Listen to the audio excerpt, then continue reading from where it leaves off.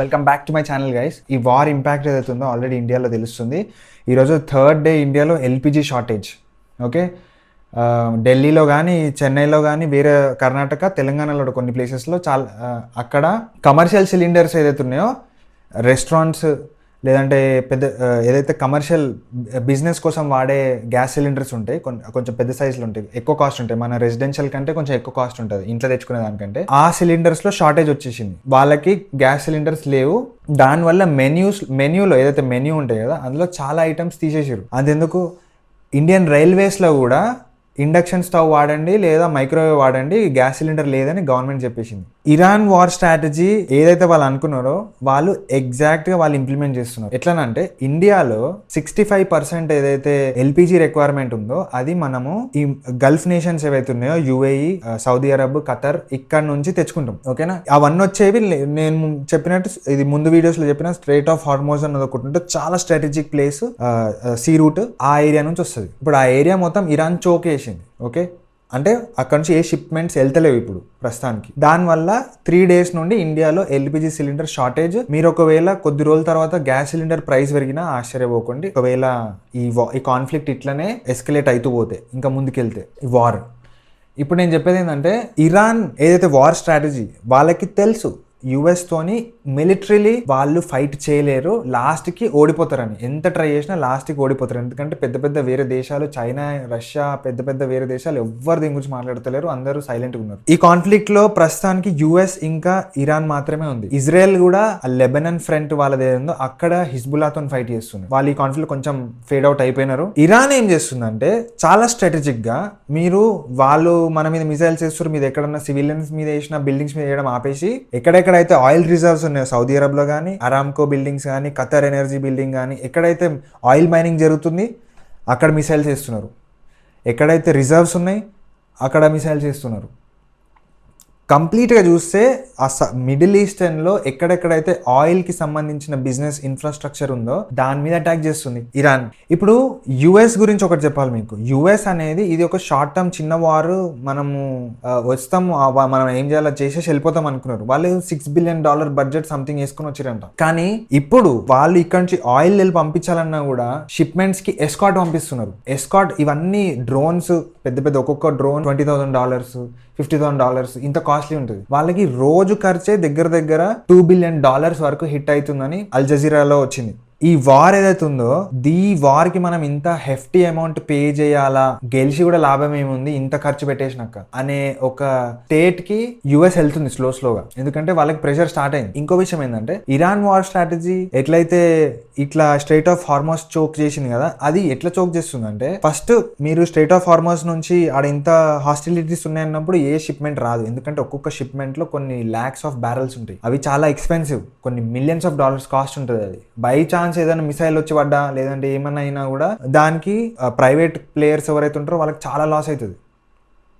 అది ఒకటే కాకుండా ఇట్లాంటి టైంలో యుఎస్ ఏం చెప్పిందంటే సరే నువ్వు అంతా నేను ఎస్కాట్ పంపిస్తాను నీకు, వార్ మంచి షిప్స్ పంపిస్తాను, ఎస్కాట్ పంపిస్తే ఎస్కాట్లో వెళ్ళాలంటే ఇరాన్ ఏం చేస్తుందంటే వాళ్ళ షిప్స్ తోని సీ మైన్స్ పెడుతుంది. ఆ 30 kilometer స్ట్రెచ్ లో మీరు మ్యాప్ లో చూస్తే విననీకి కొంచెం పెద్దగా ఉన్న ఆ షిప్మెంట్స్ వెళ్ళడానికి చాలా పెద్ద స్ట్రెచ్ అది. ఆ 30 kilometers లో సీ మైన్స్ పెడతారు. ఆ సీ మైన్స్ ఏంటంటే కొన్ని ఫ్లోటింగ్ ఉంటాయి, కొన్ని సబ్మర్జ్డ్ ఉంటాయి, కొన్ని సెమీ సబ్మర్జ్డ్ ఉంటాయి. ఇప్పుడు మీరు ఒక సినిమా ఉంది తెలుగులో రానాది, గాజీ సినిమాలో మైన్స్ ఎట్లుంటాయి ఆల్మోస్ట్ అట్లనే ఉంటాయి. ఇప్పుడు ఏ షిప్మెంట్ నువ్వు ఎస్కాట్ పంపించినా కూడా ఎన్ని మైన్స్ అని డిటెక్ట్ చేస్తాం. ఏ షిప్మెంట్ ఒక్కసారన్నా ఒక్కటి బ్లాస్ట్ అయిపోయిందంటే వాళ్ళకి కొన్ని $millions లాస్ వస్తుంది. ఆ భయంతో ఇంకా నెక్స్ట్ వేరే షిప్మెంట్స్ కూడా రావు. సో ఈ ఏరియా అనేది కంప్లీట్ చోక్ అయిపోతుంది. ఆల్రెడీ చేసేసింది, ఎవరు ముందుకు వస్తలేరు, ఆయిల్ ముందుకు వెళ్తలేదు. ఓకేనా, it side oil supply chain cut అయిపోయింది. అండ్ ఎగ్జాక్ట్లీ ఇది ఇరాన్ వార్ స్ట్రాటజీ. దీన్ని చాలా డిసైసివ్ గా ఒక ఆర్మీ కాంబాట్ ని, ఒక ఆర్మీ కాన్ఫ్లిక్ట్ ని దీన్ని ఎకనామిక్ కాన్ఫ్లిక్ట్ లెక్క మారుస్తుంది. In fact Iranian revolutionary guard corps ఎవరైతే ఉన్నారో వాళ్ళ స్పోక్స్ పర్సన్ ఇబ్రాహిం జుల్ఫికార్ అనుకుంటే ఆయన పేరు సంథింగ్, ఆయన ఏం చెప్పిండంటే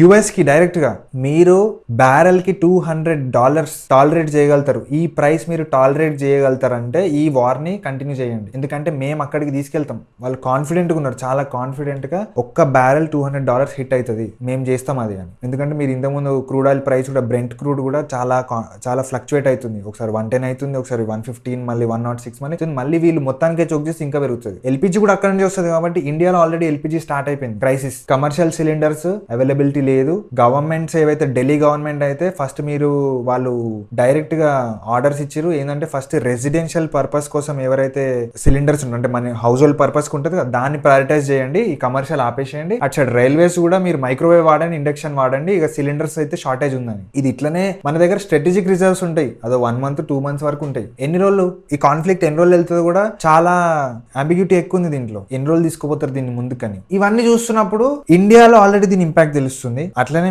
మీకు తెలుసు గ్యాస్ సిలిండర్ అనేది ఓటింగ్ ప్యాటర్న్ ఎట్లా డిసైడ్ చేస్తుంది. ఇండియాలో సిలిండర్ ప్రైస్ పెరిగితే మనుషులు ఏం ఆలోచించకుండా వేరే పార్టీకి ఓటేస్తారు. పొలిటికలీ చాలా ఇంపాక్ట్ వస్తుంది దీని మీద. అట్లనే వేరే దేశాల్లో కూడా ఏవైతే ఆయిల్ ఇంపోర్ట్ చేస్తుందో అక్కడ నుంచి కూడా ప్రెషర్. సింపుల్ గా ఏంటంటే ఇరాన్ మేము ఎట్లా మునిగిపోతున్నాం అందరిని తీసుకొని పోతాం, యూఎస్ కి కూడా అనిపించాలి ఇంత హెఫ్టీ అమౌంట్ పే చేయాలా ఈ వార్ గెలవడానికని. ఒక చాలా ఇంపార్టెంట్ విషయం మీకు ఒకటి గమనించండి. మీరు స్టార్టింగ్ ఏమన్నారు న్యూక్లియర్ ఎన్రిచ్మెంట్ 60% వచ్చేసిరు, 90%కి వెళ్తే వెపన్స్ వచ్చేస్తే న్యూక్లియర్ వెపన్స్ అనే ప్రస్తావన తెగ తీసుకొచ్చేయండి ట్రంప్. ఇప్పుడు దాని గురించి ఎక్కడ మాట్లాడతలేడు. నేను నా ముందు వీడియో కూడా అన్నిటికంటే ఫస్ట్ వీడియో ఈ కాన్ఫ్లిక్ట్ మీద పెట్టినప్పుడు అందులో నేను చెప్పిన ఇది న్యూక్లియర్ వెపన్స్ ఎన్రిచ్మెంట్ కోసం కాదు, సింపుల్ ఇరాన్ దగ్గర ఉన్న న్యాచురల్ గ్యాస్ అక్కడ ఉన్న రిసోర్సెస్ గురించి వాళ్ళకి నచ్చిన గవర్నమెంట్ అక్కడ ఇన్స్టాల్ చేసుకుంటే వెనెజుయలా లాగా ఇరాన్ నుంచి కూడా మనం గ్యాస్ ఎక్స్ట్రాక్ట్ చేసుకోవచ్చు, క్రూడ్ ఆయిల్ తీసుకోవచ్చు. కంప్లీట్ అనేది ఇరాన్ అయితే ఓపెన్ గా చెప్తుంది మీరు అటాక్ ఆపకపోతే మేము $200 per barrel కి తీసుకెళ్లిపోతాం ఈ ప్రైస్, ఆయిల్ ప్రైస్ ని. ప్రపంచంలోనే ఒక ఎకనామిక్ క్రైసిస్ తీసుకురావాలి, ఆయిల్ క్రైసిస్ తీసుకొస్తే ఇండ్లకించి బయటపడవచ్చు, లేదా ఓడిపోయినా కూడా ప్రపంచానికి చాలా పెద్ద లాస్ అవుతుంది. సో ఇది చాలా హెఫ్టీ అమౌంట్, ఏ దేశం పే చేయడానికి రెడీ ఉండదు కాబట్టి ఈ వార్ ఆపడానికి మజ్బూర్ అయిపోతుంది యుఎస్ అనేది వాళ్ళ వార్ స్ట్రాటజీ. ఇప్పుడు ఒక డాలర్ పెరిగితే బ్యారెల్ మీద ఇండియా మీద ఏం ఇంపాక్ట్ ఉంటుంది అనేది మీరు ఈ వీడియోలో చూడండి, పక్కన పెడతా నేను, అది చూడండి, లేదంటే నా ఛానల్ వెళ్ళి చూడండి. ఇంకోటి ఏంటంటే ఇరాన్ కు కొత్త సుప్రీం లీడర్ మొస్తఫా ఖామెనీ, ఎవరు మన అలీ ఖామెనీ ఎవరైతే చచ్చిపోయారో వాళ్ళ కొడుకు, అది దీని ఇంపాక్ట్ అయితే చూపిస్తుంది.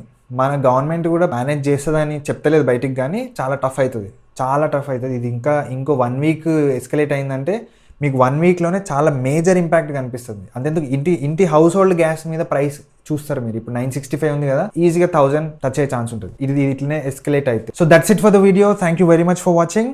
మీ వీడియో నచ్చితే లైక్ ఇంకా సబ్స్క్రైబ్ చేయండి. బాయ్.